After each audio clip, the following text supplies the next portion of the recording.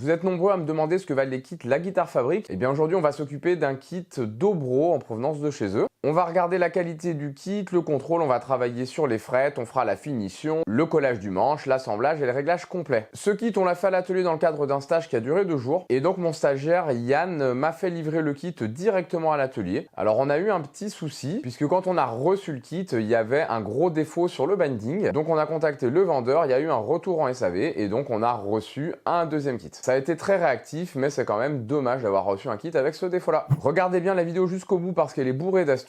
À la fin, on fera un petit bilan, mais tout de suite, je vous laisse avec Yann qui va vous parler un petit peu du stage. Alors voilà ce que je suis venu faire. Au départ, je pensais monter ça tout seul et je me suis rendu compte que ça serait bien compliqué. J'ai donc fait appel à un professionnel. Et donc on a passé 2 jours et au bout de 2 jours, j'ai compris que je n'aurais jamais pu la monter tout seul. Parce qu'il y avait trop de réglages à faire, il y avait un bidouillage sur le chevalet, sur le sillet, l'ajustement du manche, il a fallu scier des trucs. Donc en gros, il paraît qu'il y a des kits plus simples à monter, mais celui-ci était particulièrement compliqué. Je regrette pas de l'avoir monté avec Vincent, parce qu'autrement, voilà, j'aurais pas de guitare. Et en plus, elle sonne, c'est cool. Donc voilà, je vous invite à faire la même chose pour ceux qui ont envie de se lancer là-dedans et puis qui ont envie de commencer simplement par un petit kit et puis ils sont pas trop sûrs d'eux. Ben, c'est bien d'avoir quelqu'un de confirmé qui peut nous tenir la main et puis nous aider à finaliser un projet. Et ben voilà, celle-ci elle sonne bien parce qu'elle est bien réglée et c'est cool. Yann découvre le kit puisqu'il l'avait fait livrer directement à la maison. Donc on parcourt un peu la notice, mais il n'y a pas grand chose d'intéressant à l'intérieur. On regarde ensuite le résonateur en lui-même, voilà, avec la petite galette en métal qui vient par-dessus, et puis ensuite le disque qui vient à l'intérieur du corps.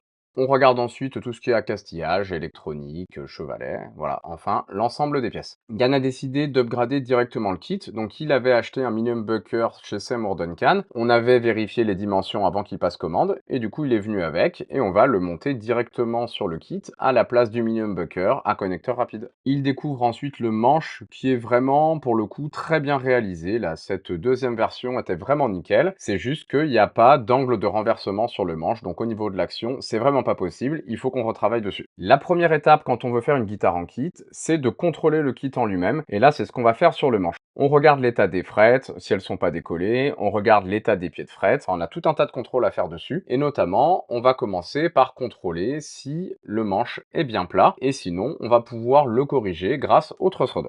On en profite pour regarder comment fonctionne un truss rod, donc là je lui montre un truss rod qui n'a pas encore été posé à l'intérieur d'un manche. On contrôle ensuite le fretage, donc on va regarder sur la longueur totale du manche, on va regarder sur des distances moyennes et sur des distances courtes, et ensuite on contrôlera le plan de fret directement avec le fret rocker. C'est là qu'on voit que le fretage n'est pas parfait, mais il n'est pas catastrophique non plus par rapport à certaines guitares d'usine qui sont vendues quand même assez chères. Eh bien ce manche a besoin d'un nivellement, mais c'est pas surprenant. On va passer ensuite au contrôle du diapason. Donc je rappelle, le diapason, c'est la longueur totale vibrante de la corde. Et donc c'est 2 fois la distance du sillet à la 12e frette. Ou autrement dit, la 12e frette est pile poil à la moitié de la longueur vibrante de la corde. Donc là, pas de surprise, on est sur un diapason type Gibson. Si ces notions de conception, comme le diapason, et puis on le verra plus tard, angle de renversement, ça vous parle pas trop, ou si vous voulez approfondir un petit peu ces sujets, eh bien allez voir ma masterclass gratuite sur la fabrication de guitares pour les débutants. Vous avez le lien dans la description de cette vidéo, ça vous donnera un petit peu plus d'informations sur ces sujets-là, c'est super intéressant. Ensuite, on met le manche en place, c'est ce qui va nous permettre de vérifier bien le renversement et puis de vérifier aussi le diapason. Donc ces 2 choses sont importantes. Le renversement, c'est pour le réglage de l'action, pour que les cordes soient pas trop hautes et que la guitare soit confortable à jouer. Et la position du chevalet, ce qu'on est en train de regarder là sur la galette, eh bien c'est pour que la guitare soit juste. Alors le chevalet, là, il va être orientable grâce à ce volant qu'on peut tourner et visser. Et le jeu, ça va être de positionner un bon angle sur ce volant pour qu'on ait une bonne compensation. On va pas pouvoir régler comme sur une guitare électrique avec des pontets réglables et des vis, la longueur vibrante de la corde. On va juste pouvoir tourner le volant comme ça, comme sur une guitare acoustique ou une guitare avec chevalet flottant. Donc on a besoin de vérifier qu'on est quand même précis et qu'on pourra régler correctement la guitare. Là, avec une règle, on prolonge le plan de fret et on se rend compte qu'on tombe vraiment très très bas au niveau du chevalet et que si on mettait en place une corde et qu'on collait le manche comme ça directement, on se retrouvait avec une action à 5 mm, ce qui est vraiment pas acceptable. Je parle de 5 mm de hauteur d'action au niveau de la 12 12e fret. D'autant plus que sur ce kit, il faut pas oublier de mettre en place le piezo qui vient juste en dessous du chevalet en bois, qui fait que ça remonte encore un petit peu plus la hauteur du chevalet. On a profité de ce montage à blanc pour identifier l'angle qu'il fallait qu'on réalise. Alors on aurait pu le faire par le calcul. D'ailleurs, si vous voulez savoir avec le calcul comment on fait, j'ai un calculateur d'angle de renversement que vous pouvez télécharger gratuitement. Pour ça, vous allez voir le lien dans la description de cette vidéo. Ça vous demandera votre adresse mail et vous recevrez ce calculateur gratuit avec toutes les explications au niveau de la conception de la guitare, toutes les mesures à rentrer dans le calculateur pour avoir le résultat. Et vous verrez, c'est très simple. Nous, là, on s'est pas embêté à calculer. On a donné un angle manuellement au niveau de l'encastrement et on l'a tracé, ce qui permet ensuite de faire cet angle au rabot. Donc pour pouvoir être le plus droit possible et faire ça vraiment très bien, j'ai mis une petite cale au niveau du talon, ce qui fait que ça va me surélever un petit peu mon rabot. Je vais changer la hauteur de cette cale petit à petit et le but, ça va être de pouvoir faire un angle au démarrage du talon et ensuite de pouvoir suivre cet angle. Voilà, je le contrôle avec mon fret rocker puisque je sais qu'il est bien plat et puis une équerre, et bien que j'ai fait un plat correct et puis qu'on est bien resté perpendiculaire au bord du manche. Une fois que c'est rectifié, on peut donc remettre le manche en place et avec du fil de pêche, on va pouvoir contrôler l'action. Donc on a mis en place le sillet et on mesure avec la carte de lecture d'action, l'action qu'on aura à la 12e fret avec l'angle qu'on a monté. Donc là, je vous remontre pas, mais on avait décidé de rajouter un tout petit peu d'angle par rapport à ce qu'on avait tracé pour pouvoir optimiser encore mieux l'action au niveau du chevalet en bois. Alors on verra à la fin de la vidéo, le chevalet en bois, on va aussi le retravailler, que ça va être le cumul de la courbure du manche, de l'angle de renversement et de la hauteur du chevalet qui va nous permettre d'avoir une bonne action. On va jouer sur ces trois valeurs. Pour le reste du contrôle du kit, il n'y a rien de particulier, il est plutôt pas mal. Donc maintenant, on va passer à la finition. Pour ça, j'ai sorti mes nuanciers de teinte halo et concentré Nitorlac. On a fait des essais sur des chutes de bois et Yann a pu choisir la couleur qu'il voulait faire. Alors, il avait un truc en tête, il m'avait envoyé des photos avant. Donc, on s'est orienté sur une couleur noire diluée à l'eau et c'est ce qui correspond bien à ses attentes sur l'échantillon et sur le test qu'on a fait. Et on a testé ensuite avec de l'Odys Oil monocouche pour avoir une finition un petit peu brute cirée et ça lui va totalement. Donc on part sur ce type de finition là. Avant de passer les produits de finition, on va s'assurer que le corps est correctement poncé. Donc c'est indiqué dans la notice qu'ils sont déjà poncés jusqu'au 180. C'est plutôt bien fait, mais c'est pas suffisant si on veut une bonne finition. Donc nous, on a reponcé en montant en grain à partir du 240 jusqu'au 600. Et avec ça, ça nous permettra de mettre la teinte correctement et de mettre aussi l'huile et on aura une super finition. Pour appliquer la teinte, on fait ça avec un vieux t-shirt en coton qui a été découpé en petits morceaux. Alors, il y a quelques endroits où la teinte a pas prise. Là, on voit par exemple sur les images, c'est parce qu'il y a des résidus de colle, de binding ou d'autres assemblages de la guitare. Donc à ces endroits-là, malgré le ponçage, c'était pas parti. Donc on a repris le ponçage ponctuellement et l'avantage, c'est qu'on peut remettre de la teinte ensuite et que c'est complètement invisible. Vous remarquerez aussi que le binding n'est pas protégé. Yann pensait que mettre du noir sur le binding, ça le cacherait un petit peu et ça donnerait un aspect un petit peu roots. En tout cas, ça correspondait à ce qu'il avait en tête. Donc c'est pour ça que le binding n'a pas été masqué. Je lui avais dit que je trouvais ça pas forcément terrible, mais après les goûts et les couleurs, honnêtement, ça se discute pas. Et bien malgré tout ça, une fois que la teinte a eu séché, Yann n'était pas hyper satisfait du résultat avec les bindings. Donc on a nettoyé le binding à la lame de cutter pour le gratter entièrement et faire partir la teinte. On n'a pas voulu le faire à l'eau parce qu'à l'eau ça part pas très bien et à l'alcool ça aurait pu, mais on aurait peut-être dégradé un petit peu le reste. Donc on a fait ça directement à la lame de cutter, on a gratté donc tous les bords. Ça nous a pris un petit peu de temps, c'est sûr que ça aurait été plus rapide de protéger le binding avec du scotch de masquage, mais il faut quand même savoir qu'en général on ne masque que le binding qui est sur la tranche et le binding qui est sur la table, lui on le cache pas. Si on veut le nettoyer avec la lame de cutter, comme c'est très peu épais, hein, ça fait à peu près 1 mm d'épaisseur, et bien c'est quand même très facile à faire et on arrive à faire des choses de super droite sans abîmer le binding. Moi, je me suis occupé du corps, mais le but du stage, c'est aussi que les stagiaires apprennent. Donc Yann, lui, s'est occupé de le faire sur le manche.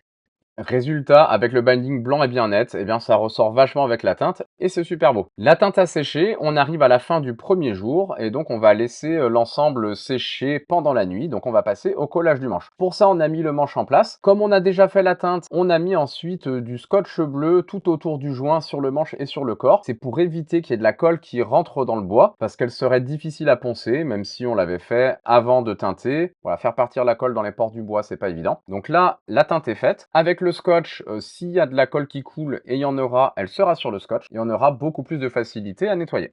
Pour la colle, comme d'habitude, on utilise de la Titebond. Donc on en met à l'intérieur du neck pocket et sur le manche. Ça sert à rien d'en mettre trop, il faut que ça puisse coller correctement. On installe ensuite quelques serre-joints, on met des petites cales pour pas abîmer la finition et pas enfoncer le bois, et puis on s'assure que le manche est bien plaqué partout dans la position qu'on veut pour pouvoir respecter l'angle qu'on avait mis en place au départ. On va laisser sécher toute la nuit, et comme ça, Yann revient ensuite le lendemain pour le deuxième et dernier jour de stage.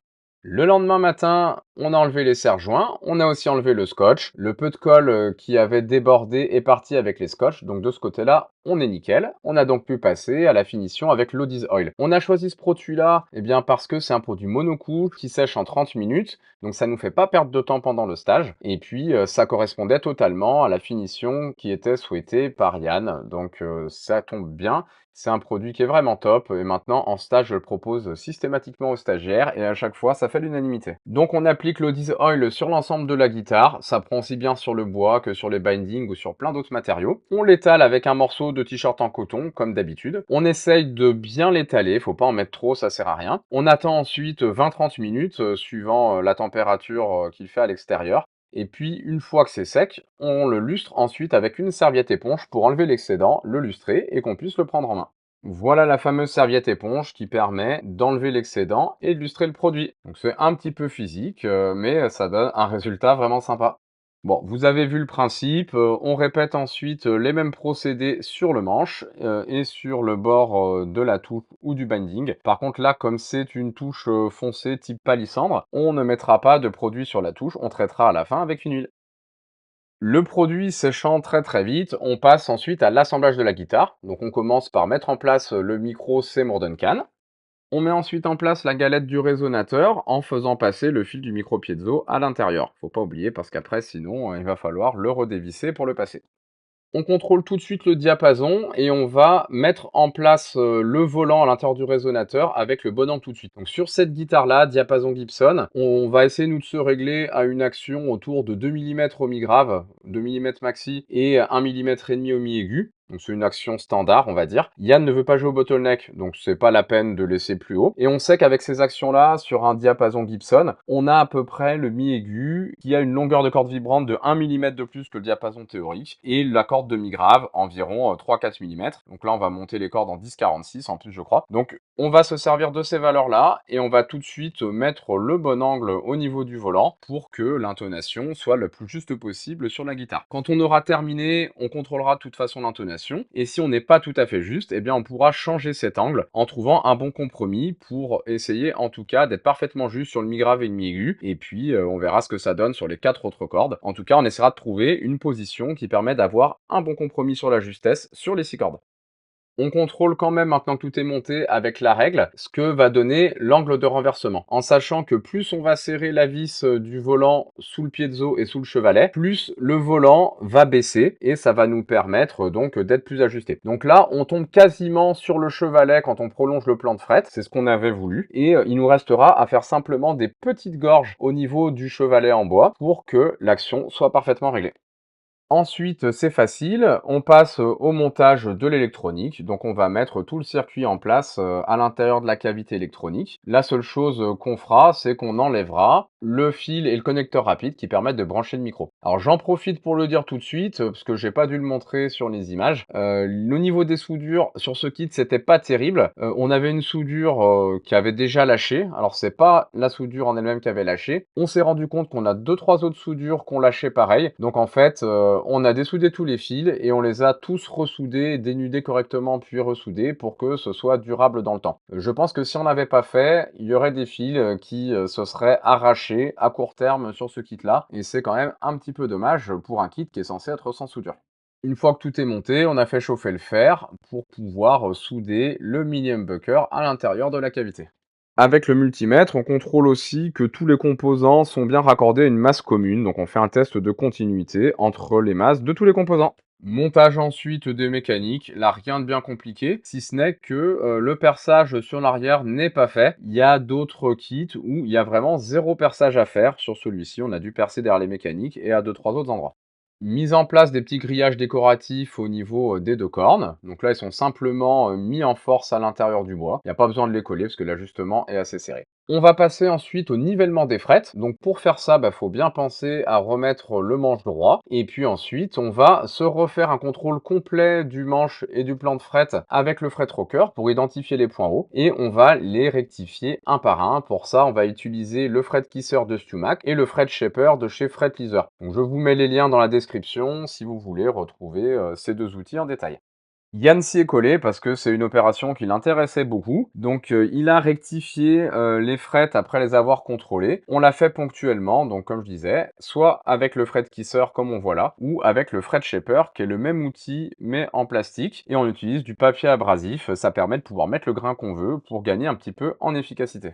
Pour refaire le couronnement des frettes, là je lui ai montré toutes les techniques que j'avais et comme d'habitude on a utilisé la Z-File de Stumac qui pour moi pour l'instant reste l'outil le plus pratique. Alors c'est un petit peu moins pratique dans les frettes aiguës quand les manches sont collées ou sur les acoustiques puisque la caisse gêne le passage de la main. Il n'y a pas de poignée ergonomique ou d'angle, on est obligé de se mettre à plat. Donc c'est moins gênant sur cette partie-là, mais sinon pour le reste des frettes c'est un outil qui est vraiment hyper efficace. Donc Yann s'est entraîné, il a rectifié toutes les frettes qu'on avait faites avec celui-ci, il s'en est pas mal sorti. Voilà, je suis repassé un petit peu derrière pour finaliser le travail, mais pour une première, c'était très bien. Il a aussi repris les pieds de fret avec une lime parce que les frettes accrochaient un petit peu, il restait quelques bavures. Donc on les corrige avec une petite lime et ensuite pour finaliser les angles, eh bien on les passe à la laine d'acier pour les polir et avec ça, on a des pieds de fret qui accrochent pas du tout au doigt.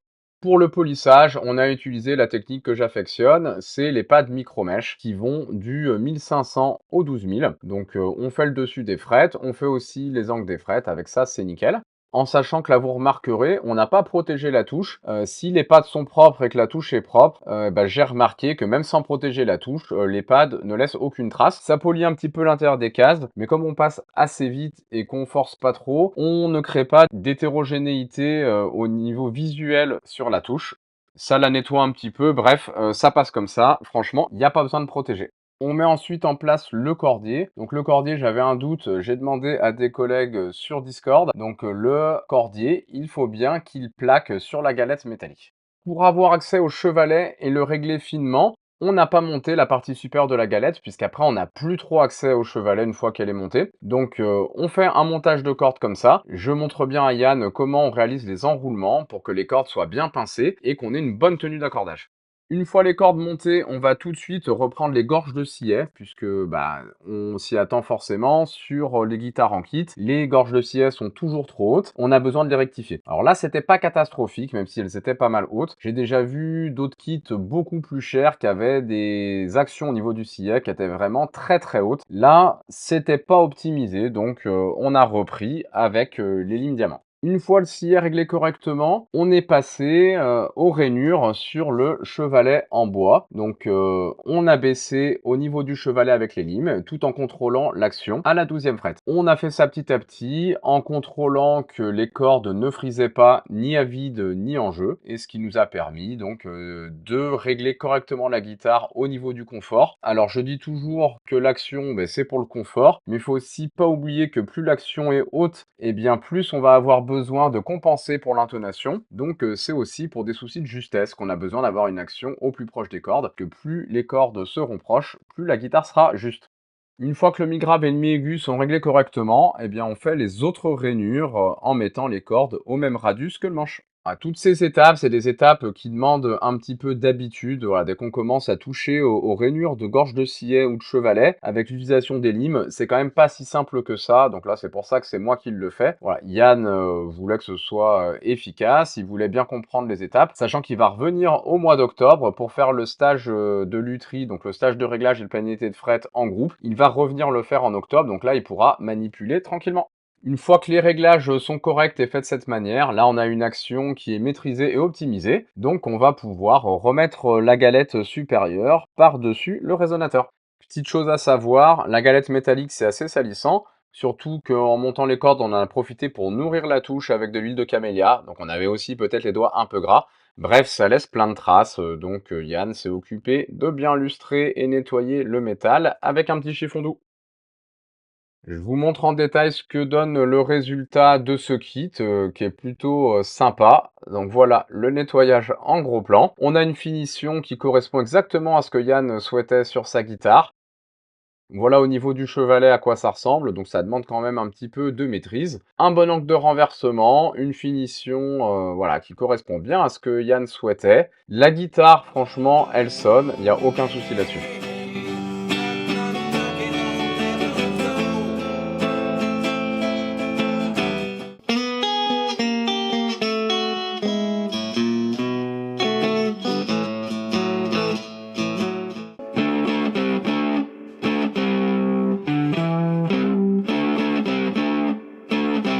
En conclusion, le stage s'est bien passé, on a passé un bon moment avec Yann. Pour ce qui est du kit, eh bien, vous avez vu, niveau qualité, là, sur celui-ci, le manche était nickel. Par contre, l'électronique, c'était vraiment pas ça du tout. C'était presque tout à refaire. Moi, je trouve dommage qu'il faille faire l'angle de renversement tout seul, parce que ça, clairement, c'est pas fait pour les débutants. Et puis, sinon, ce type de kit qui se rapproche quand même pas mal d'une guitare acoustique dans les réglages, eh bien, c'est pas évident. Donc, moi, je vous conseille pas de commencer par ce type de kit si vous débutez vraiment, parce que vous allez galérer. Alors, vous arriverez sûrement à faire le kit, à le monter, vous vous ferez plaisir, ça y a pas de souci. Par contre, au niveau qualité de l'instrument et ensuite confort et justesse, là vous y serez sûrement pas du tout. Si vous voulez monter un kit simplement, orientez-vous plutôt sur un kit type Telecaster. Franchement, c'est ce qu'il y a de plus simple à faire.